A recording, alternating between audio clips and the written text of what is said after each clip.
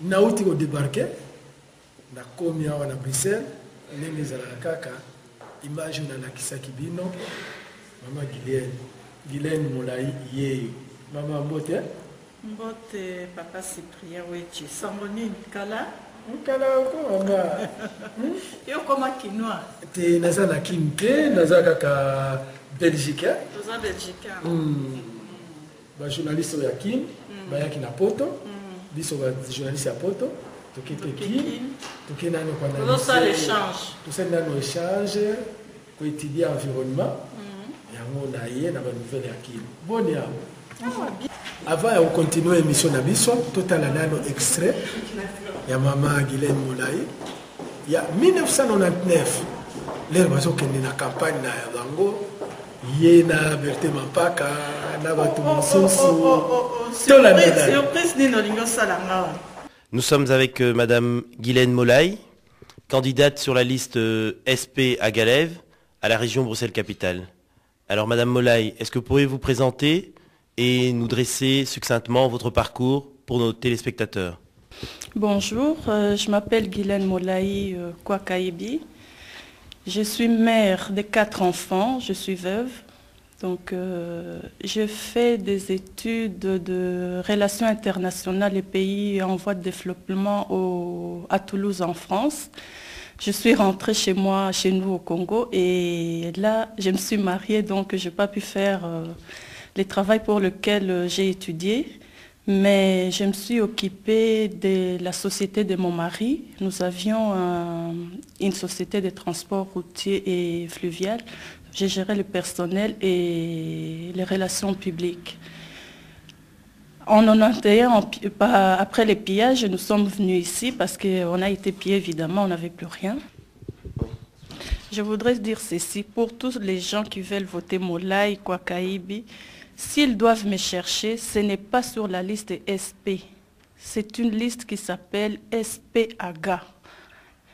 Elle a un autre numéro, elle n'a pas le numéro de SP. Le SP, c'est le numéro 3. Nous autres, nous n'avons pas encore eu notre liste. Le numéro de notre liste, c'est parce que justement, c'est une liste un peu spéciale.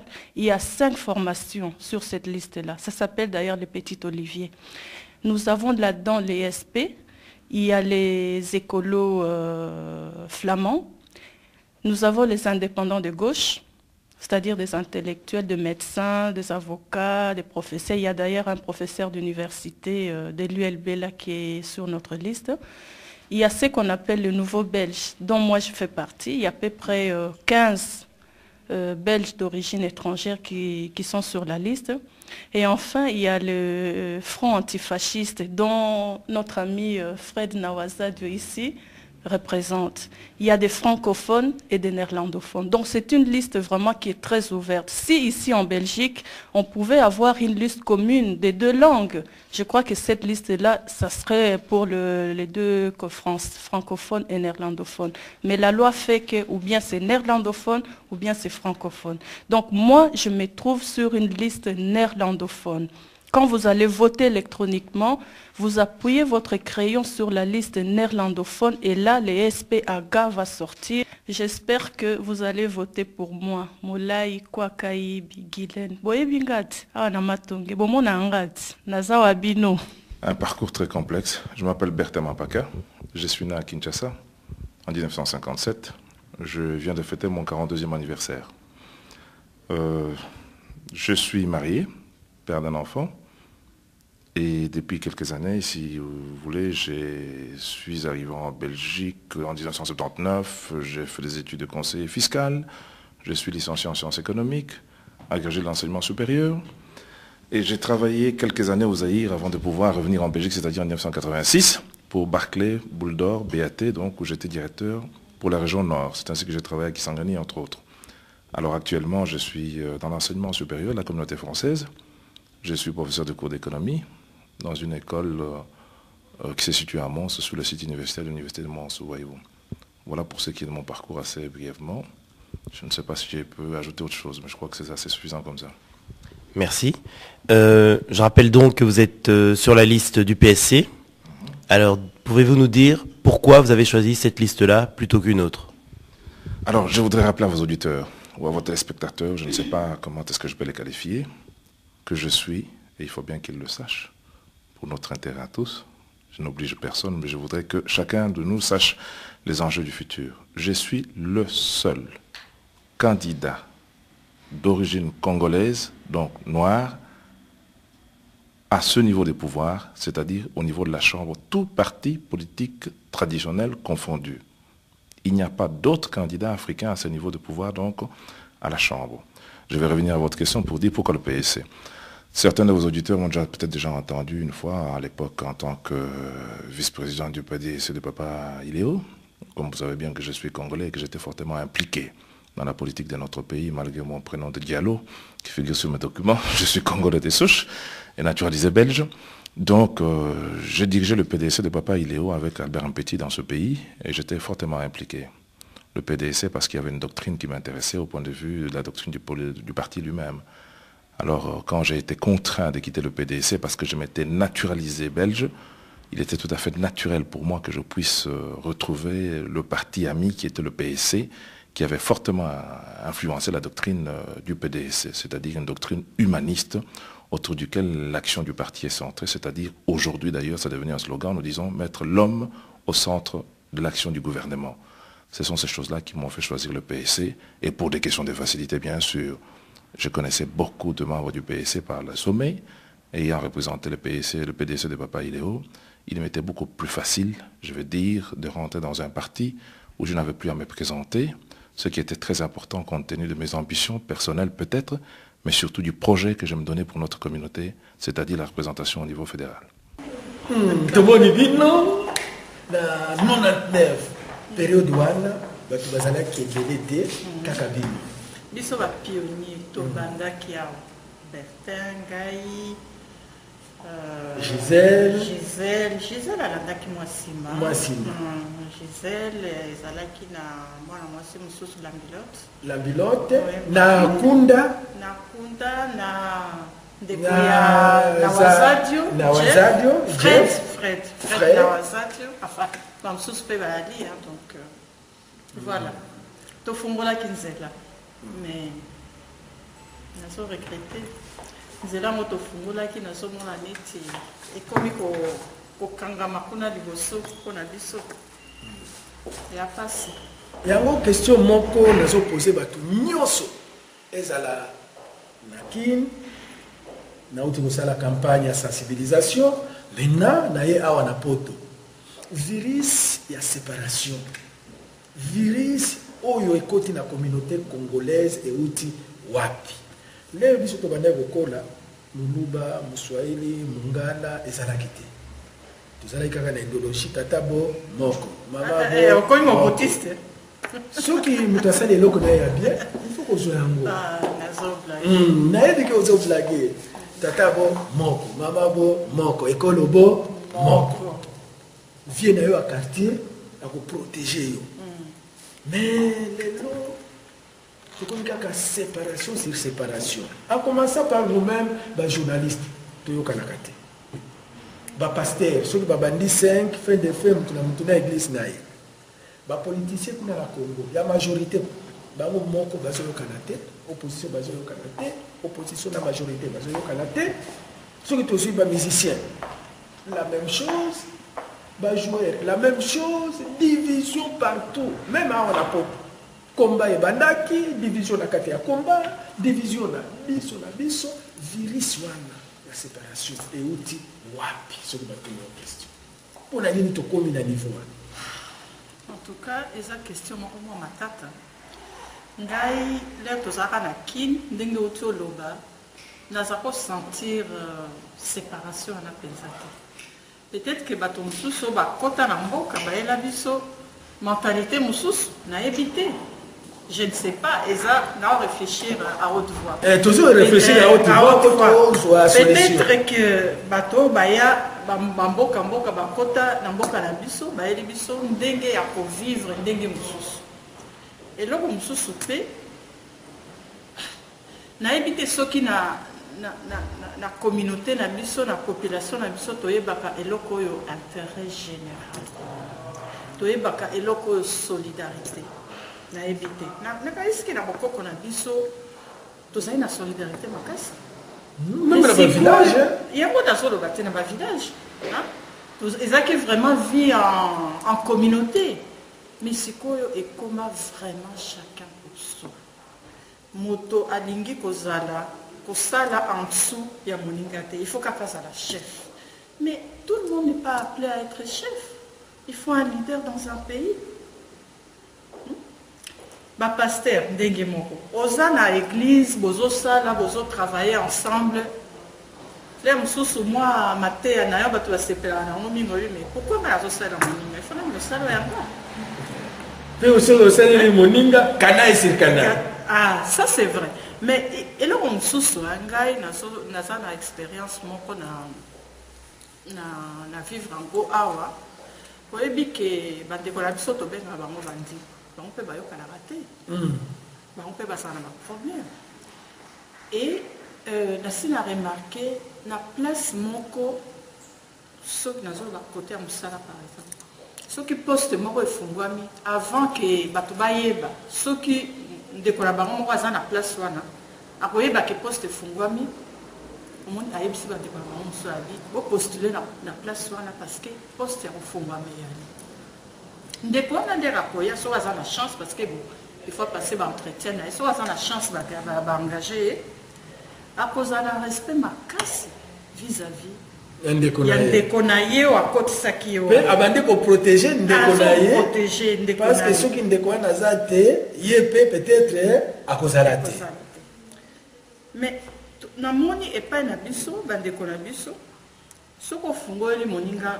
porte lere ya kokota wana olia luka asala mosala na ye malamu arespecte yo mpe moto oyo okotisaki ya koluka nde aleka yo omoni place bandeko na biso omoni place bandeko na biso différence mwa moke eza wana omona biso bato mwindo soki oza na esika olinga okotisa moninga te parce que baninga mosusu basi bameka yo okoti osali nyonso mpo balongola moninga wana omoni tokozwa kaka exemple moko lelo soki tokomi na régularisation massive il y avait des gens qui ont travaillé au ya communauté entre autres yo Bertin, Gisèle mama Michane boza moi ebele et Dora iluka na baparti na bino bobandaki kotia bango moto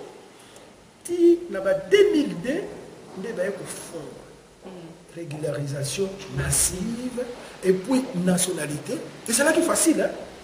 C'est grâce à travail na bino ba parti maintenant bandeko wana na sepeli mingi ndenge bosa ko reconnaître musala to sala parce que balobaka biso to sala keloko te on ne rend pas service to oyebi ke na yokaka ndenge bandeko na biso balobaka yango epesa nga mawa parce que ngai vi na ngai na poto abanda kosala politique c'est vrai nazwa chance ya kozala lutter et tout ça mais le travail que j'ai fait du terrain parfois même na mbongo na nganga moko oyebi association na ngana siko ti lelo 15 ans yango oyo mosala na ye kolukela bato mosala biso tofete 1990 à 2015 25 ans les amis de Wechi les gardiens du village naza na babiloko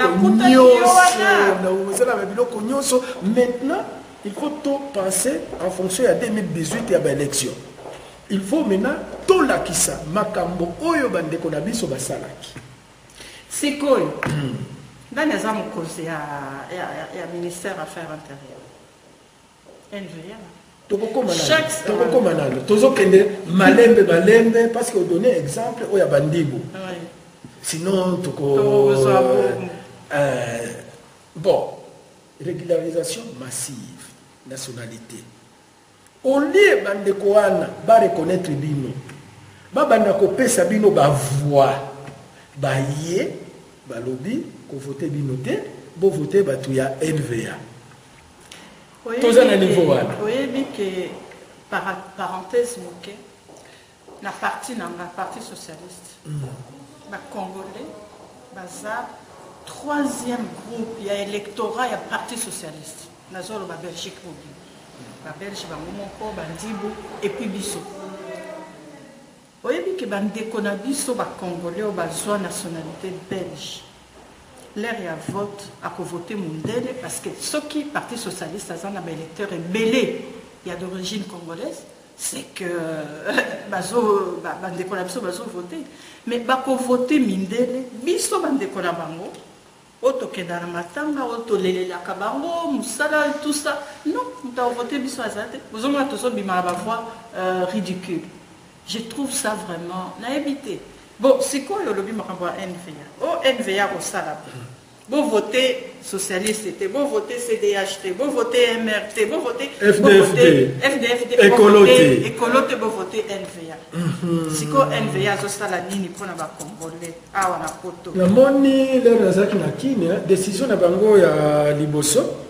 Ba pesi bande ko na biso mapapu 20 ba songi. Ah, voilà. Et bandit, hein. Et bandit, chaque mois, avion et cause les autres qui savent congolais na Kinshasa, na Congo. Moi, motomoko a l'air maman moko balu va expulser maman moko à 60 ans. Nazui 1000, auto ça a quelque chose. Moi, mon balu à NVA, abima qui peine à Théo fasciste wana. Aza nani attaché parlementaire naïe ou je ne sais pas quoi, quel titre il a. Mais ma qui ko interpellé, yezo na kati ya parti wana. Azali pene na bango, azali na groupe na bango na kati ya parti ba qui doit interpeller puisque biso baba qui va voter biso te. Toza nécessaire te.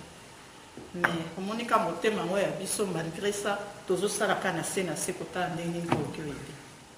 Bon, yango biso ba les amis de Wechi to lancé hein to Kinshasa te na annoncé bino le 30 juin 2015 retour à les amis de Wechi na Bruxelles.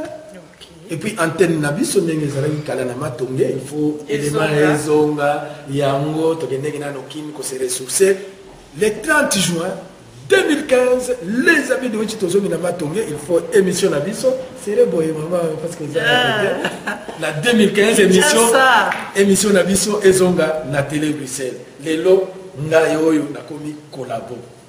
Ah, vous avez collabo? Balobi collabo, parce que dans une salle, l'ikamoyo. Mais n'a pas collabo. L'ikamoyo n'a pas pour nanini. Donc, ce que vous savez, moi, est loco pour la société, bah, mon équipe, ou bien si moi, mon tout. Il faut babamba yo eloko moko ba inayo po kita. Mentalité wana inti wapi? Yango question na yango. Mais question na sina répondre te. Ezaka ndenge moko na ndenge séparation tozo lingana te, jalousie entre biso moninga kolinga te mosusu azwa alors que moninga azui. C'est bien. Ezali nini réussite à communauté. Les lots sont aux ana ba homme d'affaires, bateau ba réussir dans la communauté, mais c'est très bien. Question Moussoussou. Maintenant, ce que tu compares la communauté congolaise, ce que tu se compares par rapport à la bande de Konabiso Yakin, de l'équivalent. Maintenant, tout raisonner en fonction de la Belgique, la communauté congolaise, par rapport à la communauté ivoirienne, par rapport à la communauté rwandaise, par rapport à la communauté maghrébine, par rapport à la communauté italienne. Hein? Place Nabiso et Zawapi. Est-ce qu'on peut dire qu'on constitue un poids économique en Belgique? Il faut biso arracher place Nabiso, on peut s'abiso place. Ce qui, la plupart des gens de na salle constat moko bande konabiso oyo baza un peu bien dans la vie. Tout le monde a rabangoté. La vie na pembeni. Sur le plan individuel, sur le plan, il y a groupe. Parce que, mais justement, individu de salut groupe. Tout ça, toujours la communauté maghrébine. Il y a des maghrébins qui ont des sociétés de nettoyage qui emploient au moins 50 à 100 personnes, payées salaire, déclaré, charges sociales, pécule de vacances. Est-ce que la communauté Nabiso, tout ça n'a pas leader économique au vrai sens du terme, na niveau de la Belgique. Bazali. Bazali, mais pas autant que les Marocains. Parce que l'immigration, n'a pas besoin de Non. Yomoko oyebi, non, non, solo baboye, parce que les Marocains, bango baya qui peuvent vendre. Donc, ba créer la société, ba créer, ba sobi banda, ba bloko ebele. Biso, après ba immigration, yaka liboso, tozali ko koya poto tanga, tozonga. Au moins, elle est seulement en retard, na biso muke yango. Et c'est seulement en retard. Mais je pense que pour le moment, les jeunes, ils vont s'investir énormément. La qualité, c'est que vraiment dans la communauté, il y a maintenant des jeunes qui essaient de créer des entreprises. Oui, moi maintenant, pour créer une entreprise, il faut bon. Donc, c'est ça les problèmes. Oui, il fallait tout comme à un niveau. Dans le lobby, notre génération a mis sur Yayaki. Ça fait longtemps. La politique, on dit que la politique, bravo. Bah, Gisèle, bah, Berthe Mampak, bah, comme un niveau très élevé, député, sénateur, bah, député, bah, sénateur, tout comme un ministre. Là, on a émergé. Maintenant, sur le plan économique, comme nombre, et vous allez net, marocain, même des sociétés qui emploient au moins 20 personnes, bah, congolais déclarés Pékin de flagrance. Est-ce qu'on peut trouver ça dans notre communauté? Oui, je pense que ça existe. On a évité ceux qui nombre d'employés, ils 20, mais il y a quelques sociétés. Et là, comme Soussou, Maman Guilhem, Mokili, et Tamoulaka Nini. Mokili et Tamoulaka Nambo. Mais biso ba Congolais, tolingi ko Tamoussa Mokili, Sambo. Pour la Nini et Zarabongo. Tolingi ko Tamoussa Mokili, Namaloba. Na kofinga, na jalousie. Est-ce que Mokili et Tamoulaka, Sambo? Mais il faut que tu il faut que soit bateau, travailler concrètement. Motoso qui moussa na eka kofinga, jalousie et tout ça. On a été. Moi, je pense que dans la philosophie, il faut travailler avec les personnes qui veulent bien travailler. Kokendo luka moto yo moussa na eka komela masanga, moussa na kofinga, jalousie et tout ça. Non.